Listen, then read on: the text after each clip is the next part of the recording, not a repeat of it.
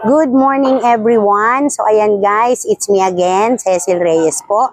So for today's video guys, andito tayo today sa Idesya, Cabuyao, Barangay Marinig, Cabuyao. Ayan guys. So sa Laguna po ito, guys. So ito po guys, nasa harapan natin. Ito po yung ating Mori Core Unit, no? Ito po ay itatayo doon po sa ating Idesya East. Saan nga ba yung location nun? Doon po sa una-unahan nitong ating Idesya, Cabuyao, Marinig. So along the way lang din po, no? Yan. So, kung makikita nyo guys, ito po ay isang single detached model. So, ito po yung turnover unit. Yan naman po yung dress-up unit. So, as you can see, ito po guys ay 100 square meters na meron po tayong 60.27 na floor area. As you can see guys, ito po, pag sinabing single detached po guys, tayo ay meron po tayong lupa dito po sa side ng ating bahay. Ayan. And dito po sa harapan. Ayan. And syempre, meron din po tayo guys ditong parking. Dito po sa side na to. So meron tayong makikita ditong balcony sa itaas.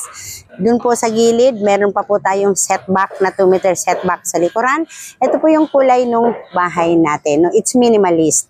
So meron po tayo ditong window na 4. Ayan, meron po siyang canopy. Again, ito po yung ating turnover unit. So dito sa gilid, tingnan natin guys, meron tayo ditong sliding door going to lanay.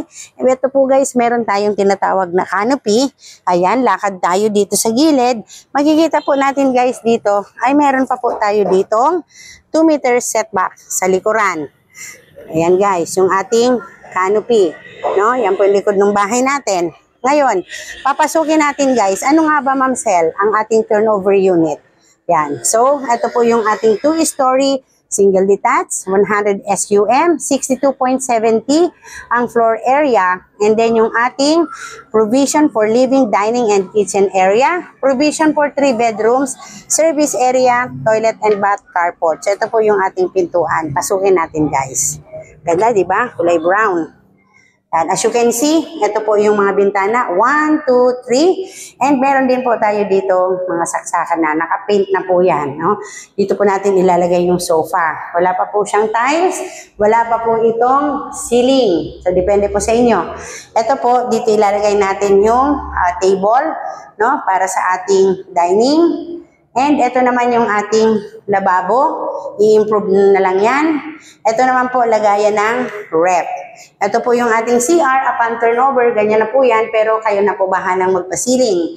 Kung pwede nyo pong lagyan yan ng tiles sa gilid, pwede. So we have shower head, toilet, and bath. Dalawa po yan, taas at ibaba. Ito po yung lavatory.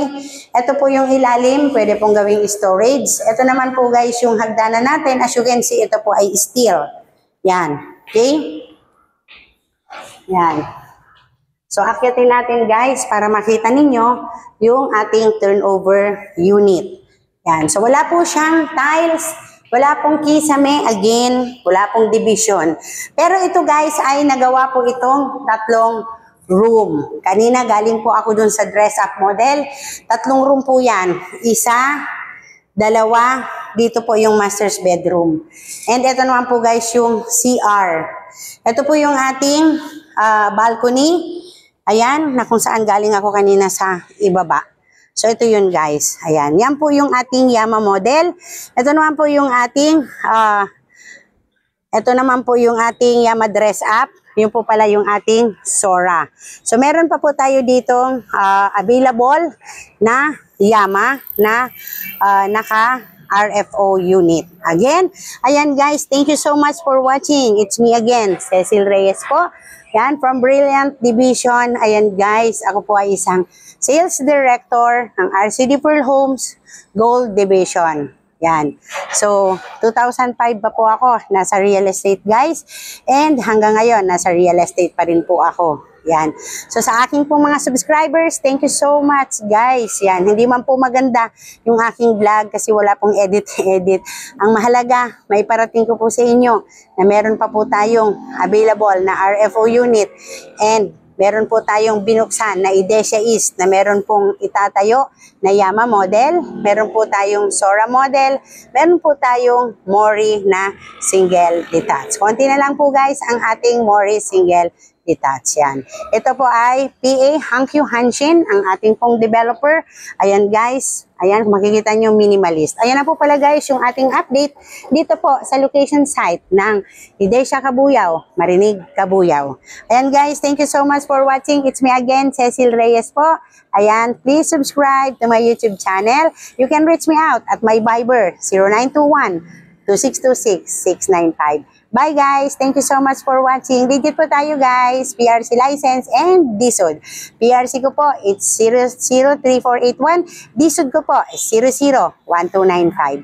Again, PM lang po sa mga gusto pong mag-invest ng Idesia. So we have project in Lipa guys and San Jose del Monte, Bulacan. At dito po sa Laguna area, yun po yung ating Idesia East na ang itatayo natin, yung pong mga bahay na nandito po sa Idesia Cabuyao. Thank you so much guys for watching. Bye! See you on my next vlog.